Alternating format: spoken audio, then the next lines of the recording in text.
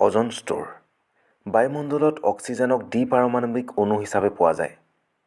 আমি যিটো বায়ুত অক্সিজেন পাওঁ সেইটো O2, কিন্তু বায়ুমণ্ডলৰ ওপৰৰ স্তৰত অক্সিজেন ত্ৰিপাৰমাণৱিক অণু হিচাপে থাকে, তাৰমানে O3 হিচাপে থাকে। ইয়াত অক্সিজেনৰ তিনিটা পৰমাণু লগ লাগি O3 সংকেত গঠন কৰে আৰু ইয়াক অজন বুলি কোৱা হয়।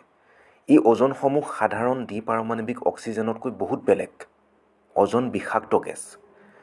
এইটো সুখবৰ যে পৃথিৱীৰ উপৰিভাগত এই বিষাক্ত গেছসমূহ পোৱা নাযায়, কিন্তু এই বিষাক্ত গেছসমূহেও প্ৰয়োজনীয় কাম সম্পন্ন কৰে।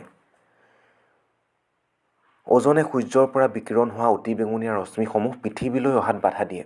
বিষাক্ত ৰশ্মিসমূহ পৃথিৱীত যদি আহি পৰে, তেতিয়া জীৱসমূহ ধ্বংস হ'ব পাৰে।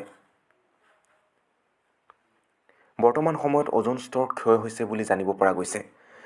মানুহৰ কাৰুকাৰ্যৰ বাবে বায়ুমণ্ডলত কিছুমান ক্লৰিন আৰু ফ্ল'ৰিনযুক্ত কাৰ্বন যৌগ বায়ুমণ্ডললৈ এৰি দিয়া হয়। এনে যৌগবোৰক ক্ল'ৰ'ফ্ল'ৰ'কাৰ্বন বুলি কোৱা হয়। আমি যি ৰেফ্ৰিজাৰেটৰ ব্যৱহাৰ কৰোঁ, সেই ৰেফ্ৰিজাৰেটৰে CFC নিৰ্গত কৰে। এই CFC যৌগসমূহ অক্ষয় অৱস্থাত বায়ুমণ্ডলত ৰৈ যায়।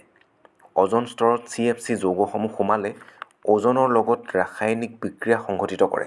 ইয়াৰ ফলত অজন স্তৰৰ ক্ষয় সৃষ্টি হয়। মানে অজন স্তৰত কি হয়, কিছুমান ফুটাৰ সৃষ্টি হয়। বৰ্তমান সময়ত এণ্টাৰ্কটিকাত অজন স্তৰৰ ক্ষয় হৈ সুৰুঙা সৃষ্টি হোৱাটো জানিবলৈ পোৱা গৈছে। এই সুৰুঙাৰ বাবে পৃথিৱীলৈ অদূৰ ভৱিষ্যতে এক ভয়াৱহতা মাতি আনিছে। সেইকাৰণে এনে অৱস্থাৰ সৃষ্টি নহ'বৰ বাবে এনে কাম কৰি যাব লাগে যাতে অজন স্তৰৰ ক্ষয় হোৱাটো বন্ধ কৰি জীৱমণ্ডলক মৃত্যুৰ পৰা ৰক্ষা কৰিব পাৰি। তলত এখন ছবি দেখুৱাইছে। এইখন হৈছে এণ্টাৰ্কটিকাত অজন স্তৰৰ সুৰুঙাৰ উপগ্ৰহৰ পৰা পোৱা ছবি। এণ্টাৰ্কটিকাৰ যি অজন স্তৰ আছে, তাত যে সুৰুঙা হৈছে, মানে ক্ষয় গৈ গৈ ফুটা সৃষ্টি হৈছেগৈ তাত। তাৰে তিনিখন ছবি দেখুৱাইছে: অক্টোবৰ 1980, অক্টোবৰ 1985 আৰু অক্টোবৰ 1990। যিটো ক্ষয় হৈছে বা যিটো ফুটা তাত সৃষ্টি হৈছে, হোল সৃষ্টি হৈছে, সেইটো ক্ৰমাৎ ডাঙৰ হৈ গৈ আছে। গতিকে এইখিনি সময়ত CFCৰ ব্যৱহাৰ কমাব লাগিব। এই টপিকটোৰ পৰা কেইটামান কথা গম পোৱা গ'ল। অজনৰ সংকেতটো হৈছে O3 আৰু অক্সিজেন বুলি ক'লে O2, অজন বুলি ক'লে O3। তিনিটা অক্সিজেন পৰমাণু লগ লাগি অজন সৃষ্টি হয় আৰু অজন গেছটো এটা বিষাক্ত গেছ। অজন স্তৰটোৱে কি কৰে, এটা আৱৰণৰ নিচিনা কাম কৰে পৃথিৱীৰ চাৰিওফালে। সূৰ্যৰ পৰা অতিবেঙুনীয়া ৰশ্মি, যিটো আমাৰ পৃথিৱীৰ জীৱমণ্ডলৰ বাবে ক্ষতিকাৰক, সেই ৰশ্মি পৃথিৱীলৈ অহাত বাধা দিয়ে। বৰ্তমান সময়ত অজন স্তৰটো ক্ষয় হৈছে।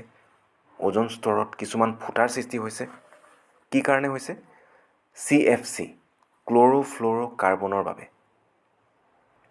আৰু এণ্টাৰ্কটিকাত অজন স্তৰটো ক্ষয় গৈ গৈ ডাঙৰ সুৰুঙা তাত সৃষ্টি হৈছে, যি অদূৰ ভৱিষ্যতে পৃথিৱীলৈ এক ভয়াৱহতা মাতি আনিছে।